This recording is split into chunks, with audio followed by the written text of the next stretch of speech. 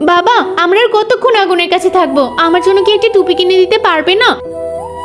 বাবা, ওই গাড়িটা দেখেছো? ওই গাড়িতে নিশ্চয়ই ঠান্ডা লাগে না। হ্যাঁ, ওর ভিতরে তো হিটার আছে, ওখানে একটুও ঠান্ডা লাগে না। বাইরে তো দেখছি অনেক ঠান্ডা। ওই আগুনের কাছে যাই, আগুনের কাছে গেলে তো ঠান্ডা কম লাগবে। বাবা, আমি একটু দেখে আসবো। ঠিক আছে, যা। বাবারে বাবা, আজকে যে ঠান্ডা পড়েছে। আচ্ছা ম্যাডাম, আপনার গাড়িতে তো ঠান্ডা লাগে না তাই না? না, ওতে হিটার আছে। আরে, ওই বাচ্চাটা কি করছে আমার গাড়িতে? আমি একটু গাড়ির ভিতরে ঢুকে দেখি কেমন গরম হয়। আরে, হুট করে বলা নেই কলা নেই, আমার গাড়িতে উঠে পড়ছে। এই বাচ্চা, এই তুই আমার গাড়িতে কেন উঠছিস? না বলছি। খুব ঠান্ডা লাগছিল, এই জন্য ভাবলাম একটু গাড়িতে উঠে বসি। এই, তোর যখন ঠান্ডা লাগছে, তোর বাবা তো ওখানে আগুন ধরিয়েছে, ওখানে যা। আমার গাড়িতে কেন উঠেছিস? বেরো বলছি। বাবু, তোর গাড়ির ভিতরে ওঠার কি দরকার? তুই আমার সাথে চলে আয়। ওদের গাড়িতে কেন উঠতে গেছিস? আমার গাড়িটা নোংরা করে দিয়ে গেল। বাবা, ওই মহিলাও তো আমাদের আগুনের কাছে এসেছিল। ওরে বাবারে, গাড়ি এত ঠান্ডা লাগছে কেন? আমি তো ঠান্ডায় বসতেই পারছি না। তাড়াতাড়ি আগুনের কাছে দৌড়ে যাই, নয়তো এখানে কেঁপেই মরে যাব।